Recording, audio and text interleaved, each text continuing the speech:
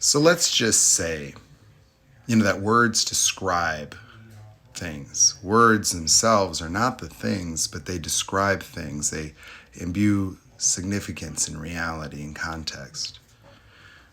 You know, and, we learn using words, right? Through reading.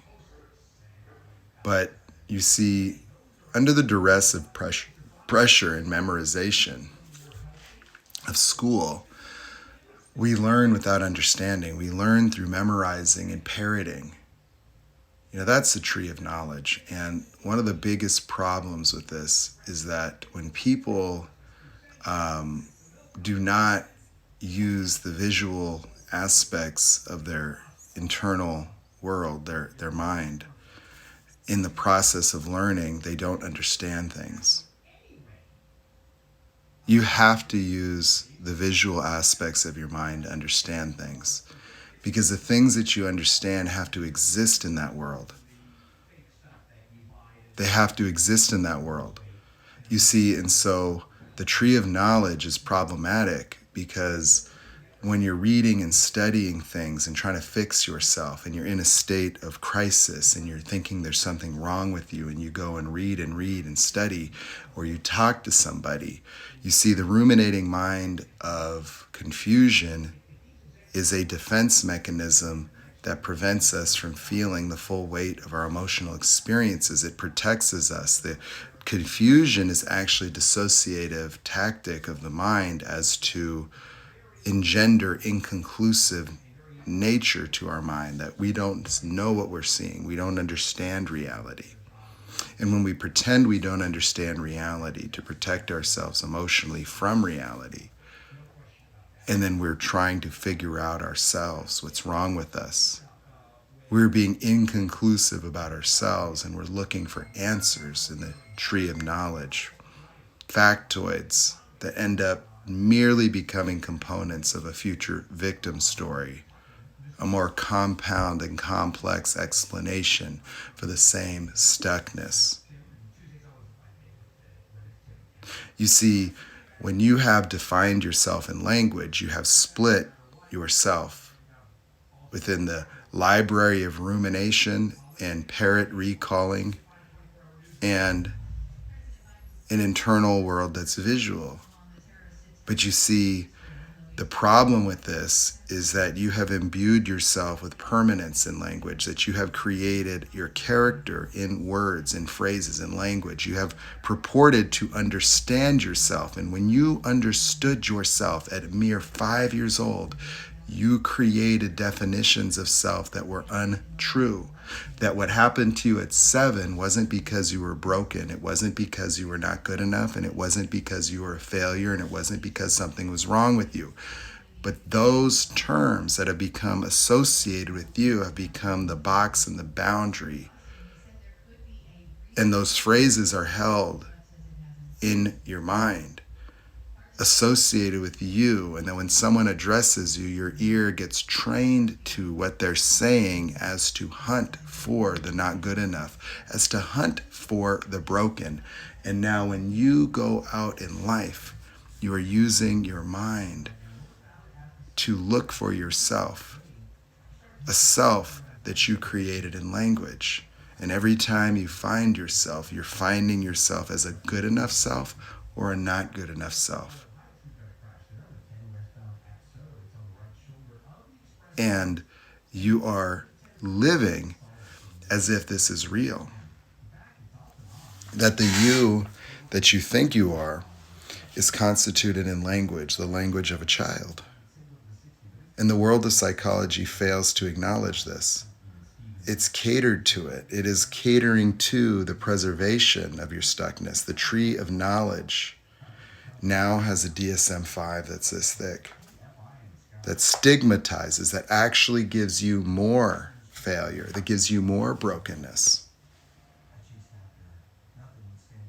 That you could sit with somebody who does that to themselves.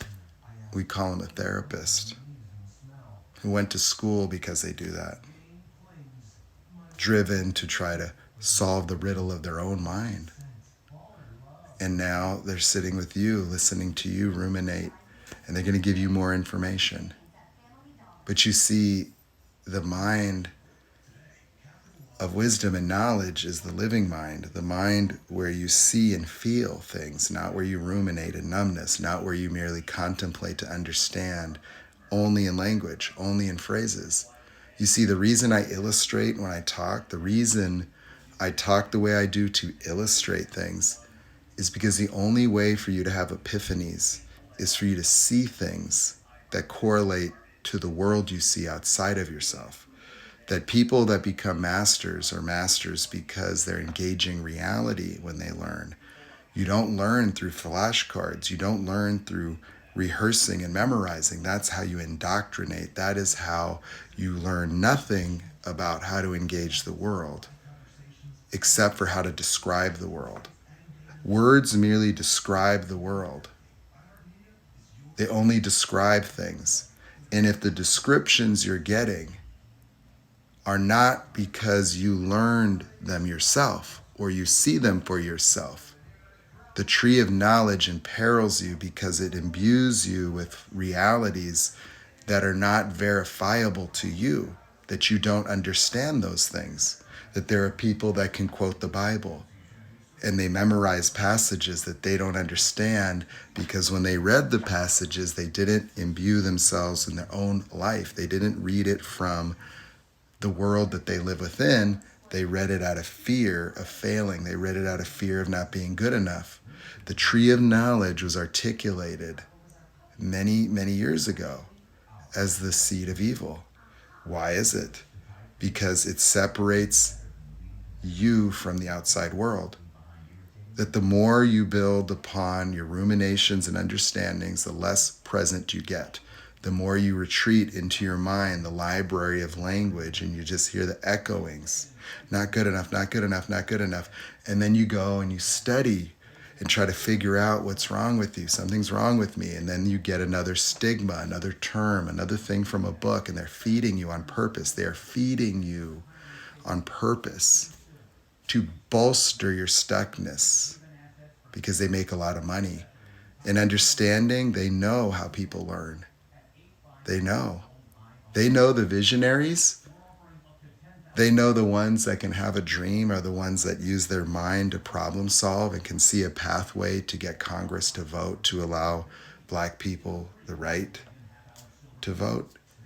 So the visionaries are the ones that get nailed to the cross because the visionaries are simply the ones that are using their active mind, the mind of visualization and emotion.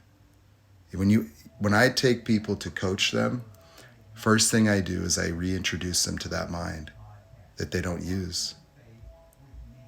That when I ask them, tell me about the first time you felt not good enough, they can't because they understand themselves. They talk to a therapist that helps them understand themselves.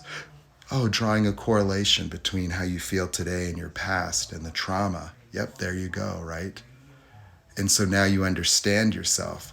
And understanding yourself locks it in place. You merely get an explanation that temporarily satisfies your curiosities because it gives you the illusion that if you were to understand in this way, this academic way, that that's going to help you in reality when it doesn't.